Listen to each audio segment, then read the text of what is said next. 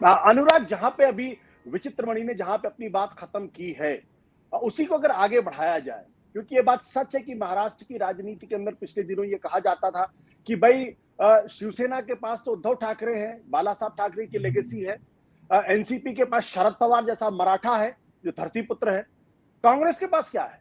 कांग्रेस के पास कुछ नेता हैं जो आपस में लड़ते रहते हैं और एक दूसरे की टांग खींचते रहते हैं।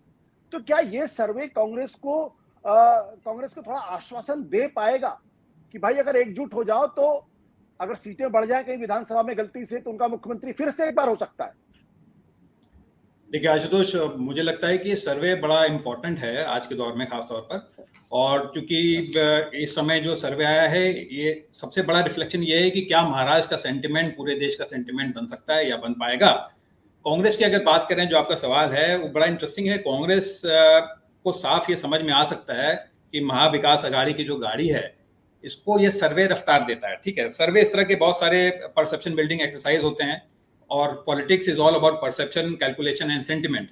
तो अगर उसकी बात करें तो कहीं ना कहीं कांग्रेस के लिए ये एक अच्छा संकेत है, क्योंकि अगर विपक्ष नेता, कौन सा विपक्ष ऐसा बड़ा नेता होगा जिसको प्रधानमंत्री के तौर पे जनता देखना चाहती है। सर्वे में सवाल पूछा गया, राहुल गांधी इसमें काफी आगे थे। दूसरी तरफ खास तौर पर कांग्रेस के लिए या महाविकास अघाड़ी के नेताओं के लिए ये जो पॉइंट है, ये जो सर्वे देता है, जो उनके लिए फेवरेबल पॉइंट्स हैं, उसमें पहला पॉइंट तो ये आता है जो टेक अवे है सर्वे का, उसमें पहला पॉइंट ये आता है कि क्या महाराष्ट्र से मोदी मैजिक की विदाई शुरू हो सकती है। आने वाले दिनों में मुमकिन है कांग्रेस या महाविकास अघाड़ी के नेता ये सवाल उठाएंगे, क्योंकि अगर पूछा गया जनता से कि पीएम मोदी, क्या मतलब मोदी जी दोबारा पीएम बन सकते हैं, 42% लोगों ने हाँ बोला, लेकिन 41.5% लोगों ने ना बोला। यानी महाराष्ट्र की अगर बात करें तो टोटल 80% अगर जो सर्वे का जो सैंपल साइज था, उसमें आधे आधे बटे हुए हैं। बिल्कुल शार्प डिवाइड है महाराष्ट्र में। आधे लोग मोदी जी का चाहते हैं कि प्रधानमंत्री बने, आधे लोग चाहते हैं ना बने। तो कहीं ना कहीं महाविकास अघाड़ी के लिए एक अच्छा संकेत है। आने वाले दिनों में वो इस मुद्दे को लेकर प्रचार में जा सकते हैं, सर्वे के जो फाइंडिंग है उसको लेकर आगे जा सकते हैं।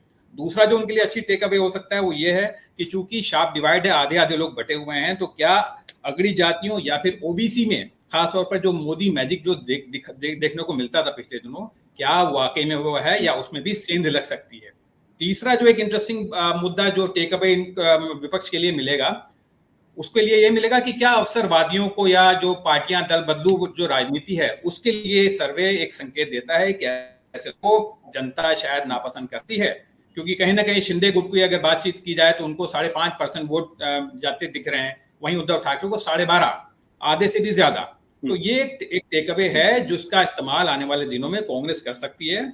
और वहीं दूसरी तरफ अगर बातचीत की जाए तो क्या वाकई में अब ये सर्वे बताता है कि कहीं ना कहीं बीजेपी मोदी से बड़ी एक छवि एक पार्टी की बन सकती है। क्योंकि पार्टी की बात करें तो अकेले बीजेपी सबसे बड़ी पार्टी, 33.7% वोट बीजेपी को मिलते हुए दिख रहे हैं। और 98 के बाद से, कांग्रेस के स्प्लिट के बाद से किसी भी पार्टी को 30% अकेले वोट मिलना बहुत बड़ी बात है।